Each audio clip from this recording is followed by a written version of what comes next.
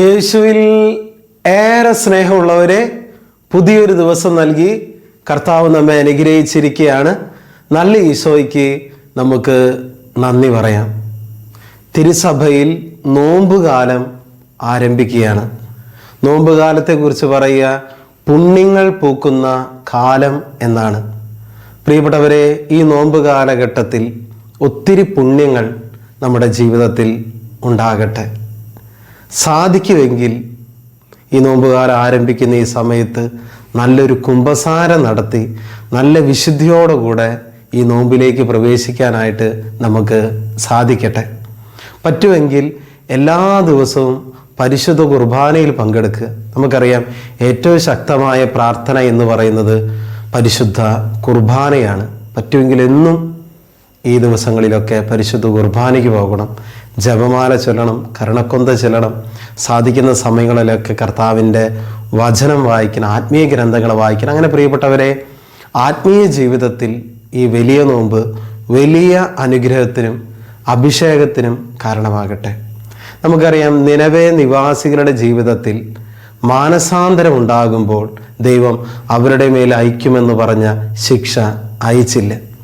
അവർ തങ്ങളുടെ ദുർമാർഗങ്ങളിൽ നിന്ന് പിന്തിരിഞ്ഞു എന്ന് കണ്ടപ്പോൾ പ്രിയപ്പെട്ടവരെ, അവരുടെ മേൽ അയക്കുമെന്ന് പറഞ്ഞൊരു തിന്മ ദൈവം അയച്ചില്ല. അപ്പോൾ പ്രിയപ്പെട്ടവരെ, നമ്മളറിയാത്ത കുറേ കാര്യങ്ങൾ ഈ ലോകത്ത് നടക്കുന്നുണ്ട്. ഒരു പക്ഷേ നമ്മൾ വലിയൊരു അനർത്ഥത്തിനും അപകടത്തിനൊക്കെ മുന്നിലായിരിക്കാം. പക്ഷെ പ്രിയപ്പെട്ടവരെ, നമ്മൾ നന്നായി പ്രാർത്ഥിച്ചാൽ, അനുതപിച്ചാൽ, പാപവഴികളൊക്കെ, പാപകരമായ വ്യക്തികൾ, വസ്തുക്കളൊക്കെ ഉപേക്ഷിച്ച് കഴിഞ്ഞ് പ്രിയപ്പെട്ടവരെ, ചില അനർത്ഥങ്ങൾ അതെല്ലാം ദൈവം വേണ്ടെന്ന് വെക്കും. ഒരു പക്ഷെ നമ്മുടെ ജീവിതത്തിൽ വരാനിരിക്കുന്ന ചില തിന്മകൾ അതൊക്കെ യേശുവിൻ്റെ കൃപയാൽ, സംരക്ഷണത്തിൽ അതെല്ലാം നീങ്ങിപ്പോകും. അതുകൊണ്ട് പ്രിയപ്പെട്ടവർ, ഈ നോമ്പുകാലം അർത്ഥവത്തായിട്ട് നമുക്ക് ചെലവഴിക്കാം. നമുക്കറിയാം, പലരും ഇറച്ചിക്കും മീനും മുട്ടയ്ക്കും ഒക്കെ നോമ്പെടുക്കുന്നവരുണ്ട്, പാലിനും അല്ലെങ്കിൽ പഞ്ചസാരയ്ക്കും അങ്ങനെയൊക്കെ നോമ്പെടുക്കുന്നവരൊക്കെ ഉണ്ട്. പ്രിയപ്പെട്ടവർ, ഏറ്റവും പ്രധാനപ്പെട്ട നമ്മുടെ ആത്മാവിലുള്ള വിശുദ്ധീകരണമാണ്.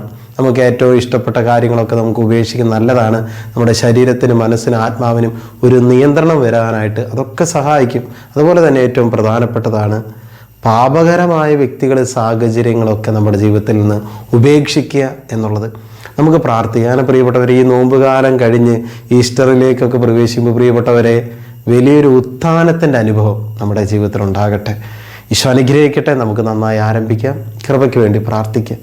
നല്ല ഈശോയെ, ഈ സന്ദേശം കേട്ടുകൊണ്ടിരിക്കുന്ന ഓരോ മക്കളെയും ആശീർവദിച്ച് അനുഗ്രഹിക്കണമേ എന്ന് പ്രാർത്ഥിക്കുന്നു.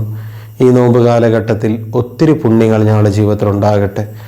കൃത്യമായിട്ടും അർത്ഥവത്തായിട്ടും ഈ നോമ്പുകാലം ചെലവഴിക്കുവാൻ ഞങ്ങൾ അനുഗ്രഹിക്കണമേ. നന്നായി പ്രാർത്ഥനയിൽ ഈ ദിവസങ്ങളിൽ ചെലവഴിക്കുവാൻ ഞങ്ങൾക്ക് കൃപ നൽകണമേ. യേശുവിൻ്റെ അധികാരമുള്ള നാമത്തിൽ അതിനായി ഇവരെ ഞാൻ ആശീർവദിച്ച് അനുഗ്രഹിക്കുന്നു. ഇപ്പോഴും എപ്പോഴും എന്നേക്കും. ആമേൻ.